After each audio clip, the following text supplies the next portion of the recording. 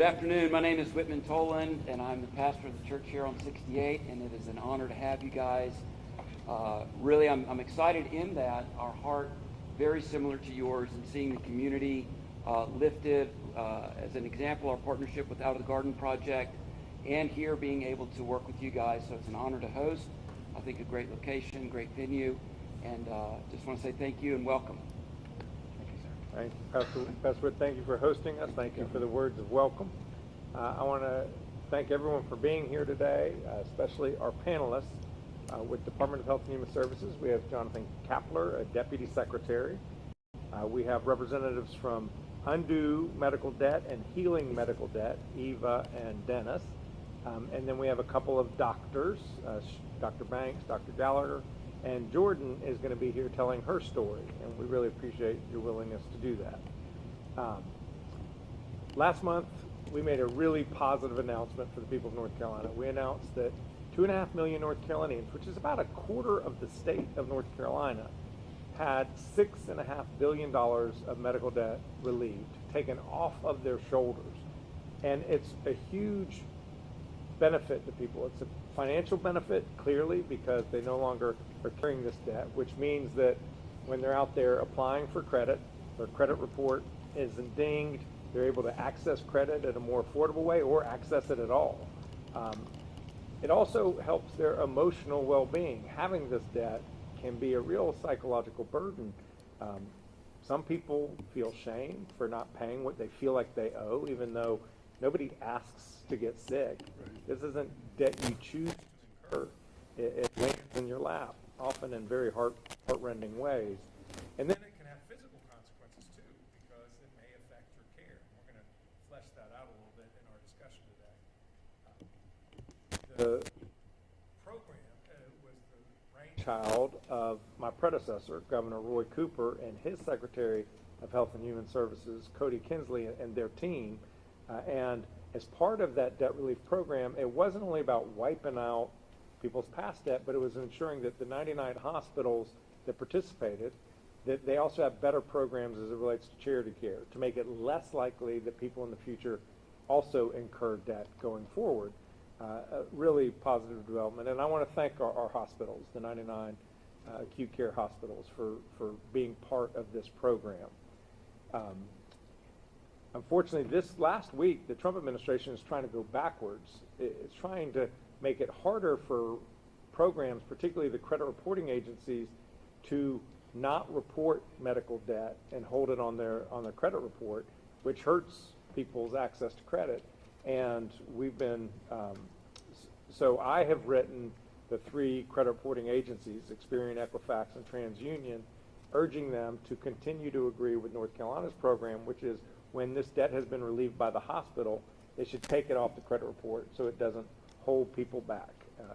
It should be about trying to make it easier for people to have more opportunity to thrive, not put more burden on their backs. A final point I want to make in my preliminary comments has to do with Medicaid. Medicaid is the larger of health care in the state. 3 million North Carolinians are beneficiaries. It is the leading health care financing mechanism. The legislature has failed to fully fund Medicaid, and as a result, the department has found itself to be in a very uncomfortable position where we've had to reduce rates to providers because we don't have money. We cannot spend money that we do not have. So I have been urging the General Assembly multiple times to fully fund Medicaid, and they've yet to heed the call. Even though both chambers concede that the state doesn't have enough money, both chambers concede how much money we need, they just refuse to come to a deal. They're allowing their differences on other unrelated issues to prohibit them from doing this. And so they're willing to allow people's health, people's well-being, people's lives to be a bargaining chip in matters that have nothing to do with this. It's really immensely upsetting. With that, I will, on that happy note, I will turn it over to Deputy Secretary Jonathan Kapler for some preliminary words before we have a discussion. Thank you so much, Governor. Thank you for your leadership and your engagement on this important initiative. And I want to thank Pastor Witt again for hosting us today, and everybody that's here telling their stories and contributing to this important conversation. This is a big deal. $6.5 billion of medical debt relief, far more than we had anticipated, and we're not done yet. We're not done yet. There's more to come, more good work to happen. 2.5 million North Carolinians, hundreds of thousands of letters are going out right now to North Carolinians across the state, and we're fortunate to be able to hear a couple of stories today.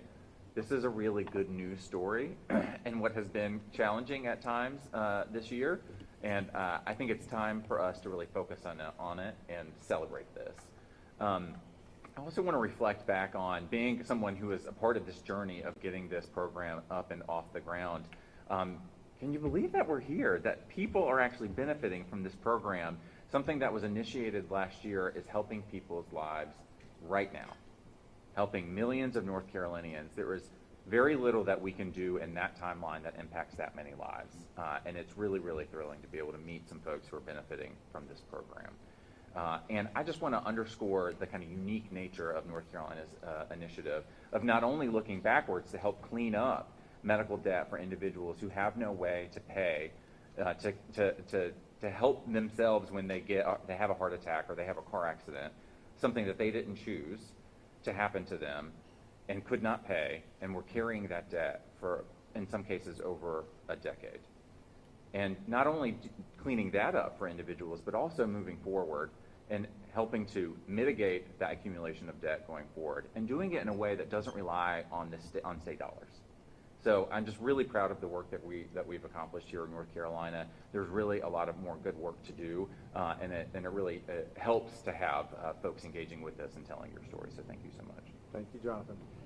So this was a partnership mainly between the state and the hospitals, but we were required to have a nonprofit partner to really make this happen, and that was Undo Medical Debt, and we're here with Eva Marie Stahl. Tell me what you've seen across the country as relates to this issue, and how does North Carolina's approach compare to what's going on around the country? Sure. First, let me just say I'm thrilled to be here. This is an exciting moment as we've worked really hard to sort of bring this to life in North Carolina, which is a unique project. I'll step back and just say a quick word about what Undo does. So we purchase medical debt in bulk in large portfolios for pennies on the dollar, and we leverage philanthropic funds to do that. And then once we obtain that debt, we have two criteria. So we help people who earn below 400% of the federal poverty level, or if their bills are more than 5% of their income. So once we determine that, we push out letters to all those individuals to let them know they're free and clear of those debts. There's no tax burden to them because it is a gift from a disinterested party. And so through that cycle, we're able to hear back from constituents. So people come back to us through their letters, which include a QR code to tell their story. And that's really important because it allows us to build the narrative and share with the world what the experience of medical debt is really about. And I'll talk a little bit about some of the polling that we've done through our research arm, which really highlights what you said, Governor, which is that the mental harm and stress of medical debt is overwhelmingly the number one concern for individuals. And second to that is not going back to their provider, right? And we can see what that actually will mean for people in terms of their health and wellness, as well as their financial security. So across the nation, I would say this issue has really grown leaps and bounds for our organization. We've grown in our work. We're now I think we've abolished almost $28 billion worth of medical debt nationwide for almost 15 million people.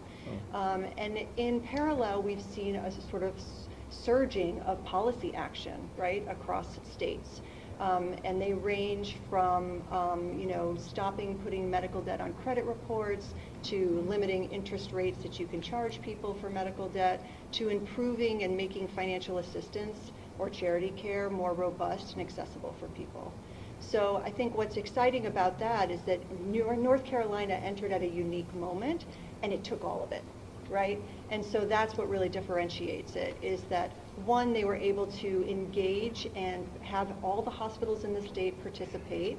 All of these 99 hospitals are actually donating their medical debt, so that makes it feasible for a charitable organization to come in and administer the debt relief. And then second, what you did is think upstream. So you had sort of a portfolio of policy options from across the country that people were testing, and you could take this one and that one and this one. And so it created sort of an arc of policy work upstream of interventions, right, that could mitigate the harms of medical debt, so that once people had their medical debt relieved back to 2014, then they know moving forward that there are more robust and better options for them than carrying those debts moving forward, and better protection. So I think that it creates all of these and supports all of these protective factors that we want for individuals, so that they return to care, so that they see their doctor and they get the care that they need. So it's really exciting to be a part of a project that is so forward-looking. But I think too, as I mentioned before, we just actually released polling last week because we do some research work. And I would say overwhelmingly across the political spectrum, people want states to act. So that's also a place where I think North Carolina is ahead of the game. So we heard that from voters that 76% of them, regardless of party, want their states to act on the issue of healthcare affordability, because medical debt is such a burden for them.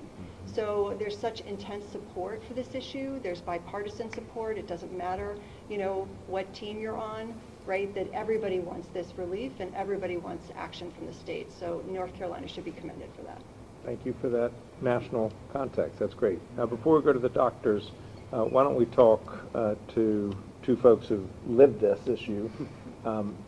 So we'll start with Jordan. Tell us whatever you want to tell us about the health situation, but tell us what it was like to carry that debt and the experience of having it relieved. Luckily, mine was kind of short-lived. Like, I found out very quickly, which was a huge relief, because when I got it, I'm not an emotional person, and I cried. I was like, I was already paying on another procedure that I had done the previous year, and so I got this, and it was bad timing, because the kids were starting school, their fall sports, all their things together. Our health insurance, working for the state, is going up, doubling, so everything all at one time was just together. And so I just started kind of researching, is there any way? And then I found out that there was a chance. And when I got the letter last month, I was so relieved. It felt like a huge weight had been lifted off my shoulders. I told the kids they can go back into their sports and everything starting in the next semester, because nice. I had to cut them down a little bit this semester and stuff, just to kind of keep them, financially able to do so. How long had you been carrying the debt, or had it been put on your back? Well, I was paying off one that was from April 2024, Okay. and that was also relieved, which I didn't even think that was a thing, like a possibility. And so both the surgery from this summer and that were erased. And I mean, it's amazing. That's wonderful. How about you, Dennis? So as a recipient of the relief, for me, my experience was a little bit different because of the way that I had prioritized things in my household. The medical debt was something that factored in toward the back end.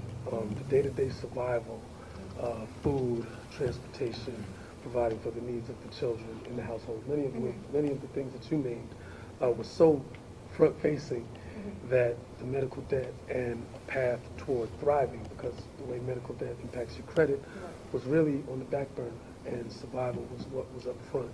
And so what having my medical debt relieved did for me was remind me that thriving is possible. And so, to be succinct, that's kind of what it does, to have your medical debt relieved. It reminds you that thriving is possible. How long had you been with that debt? So I had debt all the way back to 2014, which is the furthest extent that the program allows provision for. And so each year, beginning of the year, people kind of set their priorities and figure out what they're going to tackle and how they're going to make a little bit of progress. And every year, you get to February, March, and it's like, I'm not going to be able to get to that this year. You're right. You see your priorities getting rearranged very quickly. And so just years of accumulating shame and frustration with having to push this thing to the back burner that I know would open up a door for me to have the type of life that I really want to live. And did you know what its impact on your credit report was and what opportunities it may have closed to you? So I saw it in my earlier days. I did not revisit it often. To You be just were quite like, I'm not frank. going to even apply. Well, so the things tied to it, like pursuing a house and things like that, those things get pushed off as well, Yes. right? And so all those things get lumped together, and you choose not to look at it as much, especially when your day-to-day needs and circumstances are so pressing. Mm-hmm. And then it's interesting because you have this personal experience, but now you have this professional experience, which is similar to Eva. Indeed. Tell us about that and what you're doing. So thank you for the opportunity to do that, Governor. Oh, and I didn't get to thank Pastor Witt and all our panelists as well. For those who didn't hear, I see you can read. My name is Dennis White. I'm here with Healing Without Debt Guilford. And so what we're doing in Guilford County is we're initiating the process of comprehensive systemic change-based medical debt relief. Our process is faith-anchored, it is community-driven, and one of our biggest points of emphasis is networking with stakeholders in the community. We believe that no one should ever have to choose between their health and their financial survival. Across North Carolina, unfortunately, as Jordan has attested to, that's exactly what is the case. So our mission is simple, and that is to bring health, hope, and healing to families who are burdened by medical debt and to reform the system that produces that debt in the first place. And so are you all operating at a policy level, or are you intervening with families to intervene them with the hospital to try to get it relieved? Like, how are you approaching Very your good work? question. And so it's on a partnership level, right? Organizations like Undo Medical Debt already have the mechanisms in place to relieve the debt. So we are not the debt relief arm. Okay. As far as community engagement is concerned, we are an awareness raising arm. And the goal of that awareness raising is to help the community members look out for this medical debt relief, identify that the debt has been relieved for them so people don't fall through the cracks, because we know that many of our government programs, unfortunately, as robust or as thorough as they attempt to be, still have people who are in need and whose needs go unmet. And so raising awareness gives people the opportunity to not slip through the cracks and also help us work together on a community-based level and on an organizational level to create networks and safety nets that don't allow predatory practices to continue.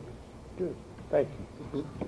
Let's talk to the two doctors and tell us what your insight into this issue has been, whether, we'll start with that issue and then I'll ask my follow-up question. Okay. Well, we were talking about this behind closed doors, but we actually, as physicians, can see when patients have bad debt. My focus usually when I meet a person is to talk about what their problem is. I don't usually pay attention to their insurance or their zip code, look at their medical history and issues that bring them in. But when a patient has the medical debt, our electronic medical record makes it impossible to miss. There are these bold letters on the screen on the right, on the left that say bad debt, kind of like a modern scarlet letter. It's really hard to ignore, and these letters color every decision that we make during the visit, what medications we prescribe, which over-the-counter regimens we recommend, and even lifestyle changes that we encourage. I know my patients don't want to add to their debt, so that awareness changes my recommendations and what I ask them to do. Sometimes it means spending extra minutes searching for the most affordable medication options instead of talking about the most effective options. I want to do something that they're actually going to do rather than the thing that might be, the best via evidence-based medicine. So in my practice, I see patients with food allergies, and for them, avoiding foods isn't a preference, it's really a matter of survival. But specialty diets come with a much higher grocery bills, so this adds another layer of financial strain for our already strained patients. For families already living paycheck to paycheck, every substitution, every label check can deepen that burden of debt. Thank you. Dr. Banks? Yeah, so from a primary care perspective, medical debt's not just a financial issue, it's a health determinant. It limits access, adherence, and trust, ultimately undermining both prevention and management of chronic diseases. Patients will delay or avoid care for cost concerns. This causes chronic diseases such as high blood pressure, diabetes, congestive heart failure to become worse and require additional measures to control. This reactive care, it leads to poorer outcomes and overall higher costs. Medical debt can also lead to medication non-adherence, gaps in treatment due to delay in specialty care, and psychological impacts, as you guys mentioned. Patients will wait to fill prescriptions. They'll often avoid follow-up with specialists over concerns for higher copays. This increased stress and anxiety can lead to decreased self-esteem and thereby negatively impacting behavioral health or mental health and the chronic medical condition that they have. Is this something that any of your patients have talked to you about when they're in the room with you? Yeah, we were kind of talking about it before. I might have a patient come in and then they disappear, and it can be years before I see them again. And when I see them, they often mention that maybe I lost my insurance, I'm dealing with homelessness, or just every day is a struggle. And so I have to decide, am I going to take the medicine as you prescribe, or take some of it, skip a few days, just to kind of stretch it out and make it work. For the food allergies as well as chronic conditions like high blood pressure, diabetes, I can tell you all the things that you need to do as far as like controlling your diet, changing your diet. But if you don't have access to those healthier food options, you're going to the fast food, you're going to whatever's $5, because that seems like I can still eat. It sounds affordable, but ultimately it's causing more problems because it's raising your blood pressure with all the salt. So it's a constant battle, and people do mention it. Have your patients brought it up affirmatively and talked about it? 100%. Medications are the big thing. These inhalers are stupid expensive that people need to live and thrive. And, they'll skip a dose here or there, and they think that they're doing okay, and they'll keep skipping doses, and like she said, it just sneaks up on you, and then you end up with an asthma exacerbation. You end up missing out on things that you enjoy doing. We want our patients to live their lives fully, to do the hiking that they like, to hang out with friends, to do the physical activity that they enjoy doing, but they eventually just slowly stop doing these things, and they kind of, reach their new normal because they're not using their medications because of these price Or, points. I was going to say the inevitable. Yeah. Things go bad Well, after there's 5 p.m. and on the weekends. Yeah. And so Mhm. that means now you find yourself at urgent care or an emergency department, and that in itself is a higher bill regardless. So a lot of times they think, oh, I can just wait it out, and then it gets to that point where they can't wait anymore. So, Jordan and Dennis, when yours was about a decade and yours was a year and a half, were there times when you felt like you wanted to go to the doctor, but you're like, I just can't take on more debt? Or were the consequences to your physical health, was it to your mental health, and were there financial consequences you could point to as a result? Well, they discovered, mine was a cyst, and they discovered it back October a year ago, and they've been tracking it, and they told me multiple times that surgery was probably the best answer, but I was like, I'm not paying for that, we'll just hope that it goes away.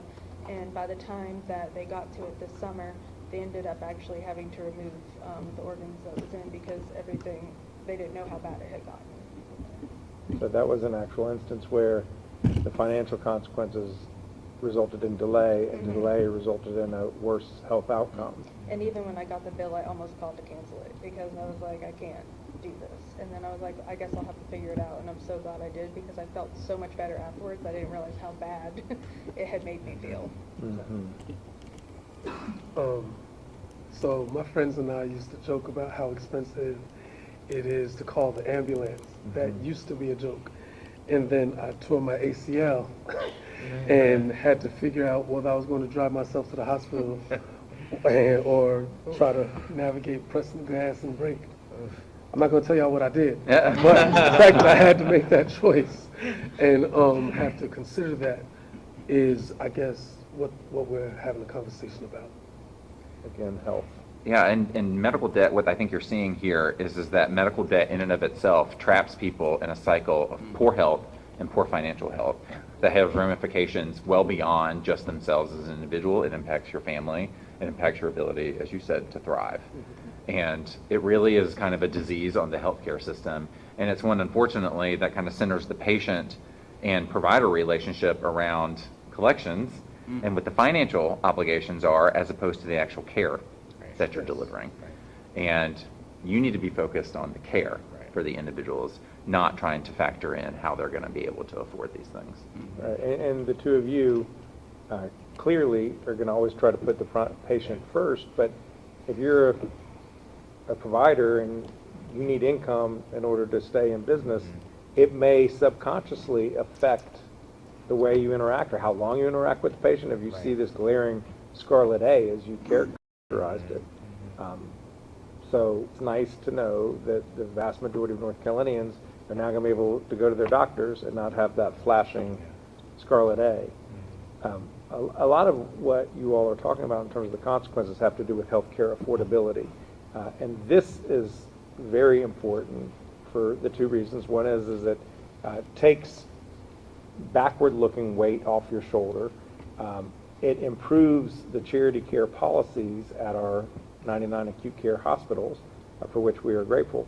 But it certainly doesn't solve the healthcare affordability issue. And what we're seeing in Washington right now with the Affordable Care Act subsidies and the fact that the Republican Congress and the president refused to engage on that issue, leading to the government being shut down. Folks, I don't know if any of you got notices of what your new health care rates were going to be under the ACA, but rates were doubling.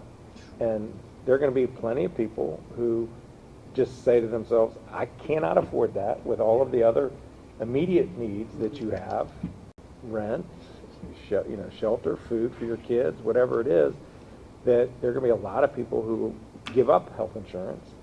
And then they're probably not going to go see either of you. They're just going to wait till they get really sick and do what you said, Dr. Banks, go to the emergency room or the urgent care center, and then hope for the best. And it's just not the way a healthcare system should work. It's the most expensive way to provide care for people. Well said. Double tap on that. Well, how about we go around for some final comments? Feel free to, and if you want to ask questions of each other, feel free to do that as well. Eva, have you heard anything today that triggered thoughts or reactions? Yeah, I mean, I think two things. I mean, one, as you pointed out, I think we're in a fragile moment. I think that affordability is at top of mind for everyone. People, 2/3 of people are struggling to make ends meet and, doing trade-offs within their household, right, to make things work. So when health insurance prices go up for them, it means that they're also making an imperfect choice. And I think it also just got a lot more confusing. Yeah. Right. And so I think we also know what voters don't want, which is higher deductibles and more cost sharing. And so that's not a solution they're particularly interested in. But that seems to be the direction that we're going.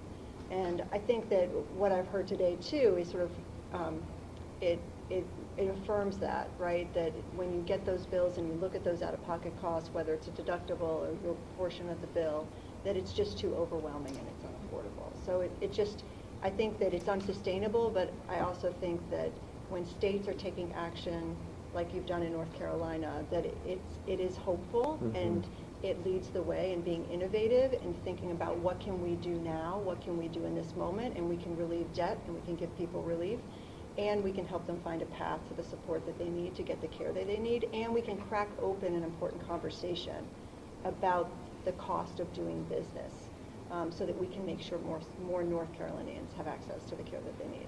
And to build on that point, I think what we've seen through our experience thus far with our medical debt relief initiative is that some institutions have gone beyond the requirements that we set out and that they agreed to.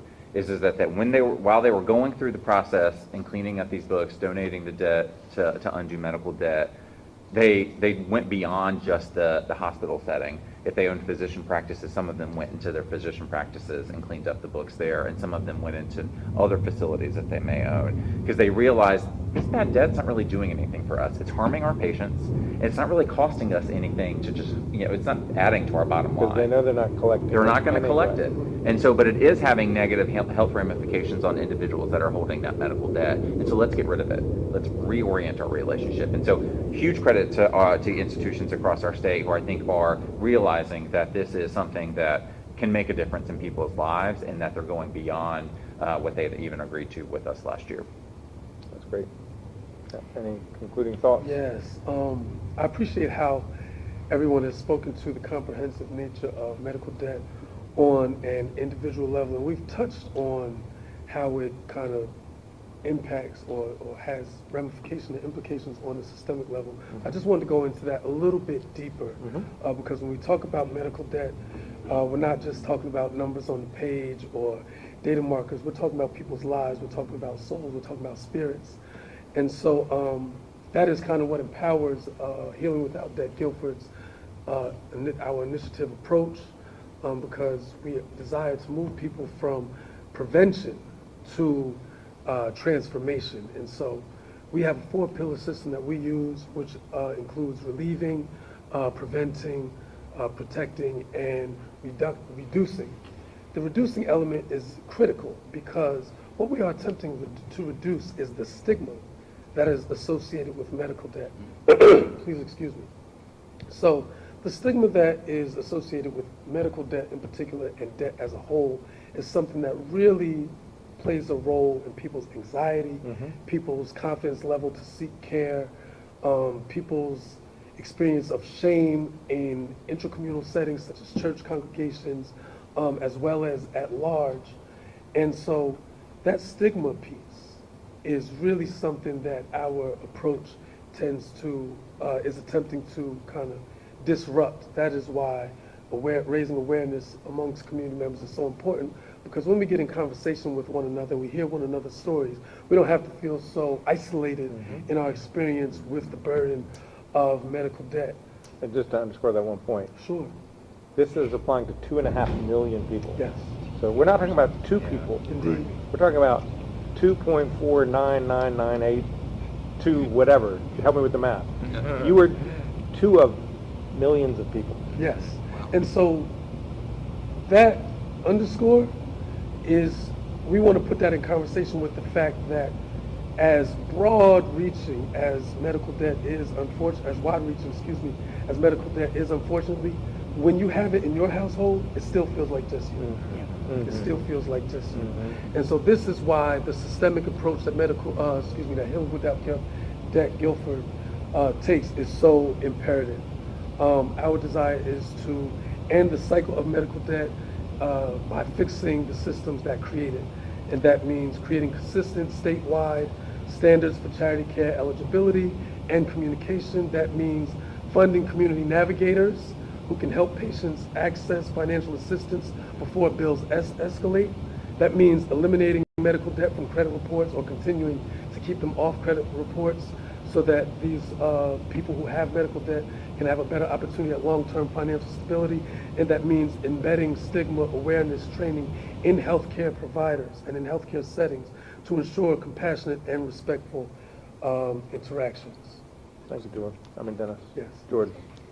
I just want to say, I think what Jonathan was saying, kind of the people falling through the cracks before, they're being caught now. And as a school employee and a single parent and stuff, when you look at that, I didn't feel like I would qualify, and I did. And I was like, before I would have just been struggling really hard to pay it off, and instead now I don't have to worry about that, and I can just continue on as anything. And I also know the foster parents that I've worked with, they have all been very thankful for it as well, because you have a kid in your house and you're like, I can't take anymore because I can't afford to pay my debts and take care of the children, and now they're able to do that, because having the children in their home who have received Medicaid, they're now falling under this.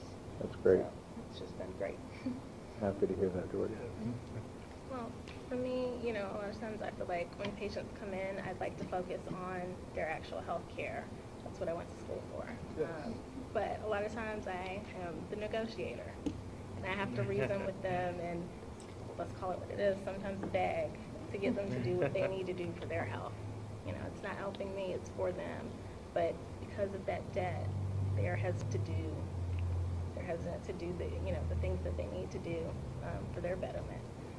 So if I'm telling someone, you really need to go to the emergency room, I think you're having a heart attack, or you know, you might have a blood clot, this can be life-threatening, you'd be surprised at how long it takes for this back and forth before they finally agree. So anything that can help ease that burden of medical debt and make that less of a decision that they're willing to kind of, oh, let me go home and think about it. You know, maybe in the morning if I still feel bad. You know, there might not be an in the morning. So this is a great program. I just wish more states would take advantage of the opportunity. Thank you. I've been very impressed with the program. I really appreciate Jordan and Dennis sharing their personal stories. I mean, Dr. Banks and I are, you know, privileged. We can empathize with our patients not being able to afford to service their debts and buy the groceries, but hearing it directly from you guys really has a huge impact on us. And I really commend Governor Stein and Jonathan for being so innovative, and I hope you guys set an example for the rest of the nation and how we can address this huge issue. So thank you. Jonathan, final words?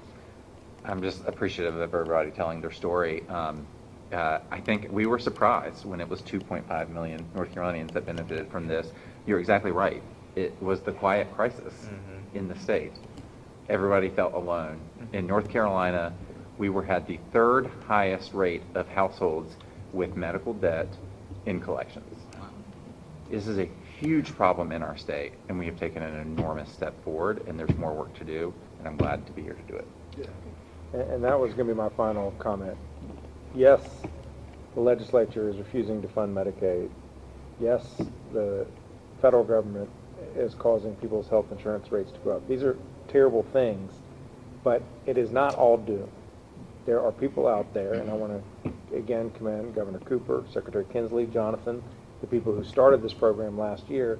There are people in government who care deeply about healthcare affordability and are being as creative as they possibly can be to take burden off of people's backs, because it's hard enough out there as it is. And we want people to be focused on loving their kids, being healthy, getting care when they need to, and just living their best life.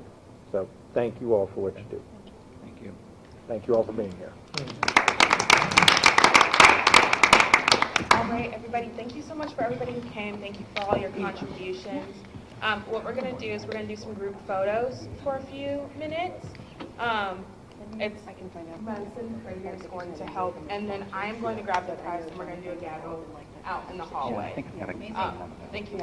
So for my elected officials, we're going to do a group photo right here in front of this black lining, and then we're going to do a guest photo. Okay, perfect. That's And then okay. Keely's going to take you right up. He's going to take a picture. He'll get you right up for a picture. I think you just need to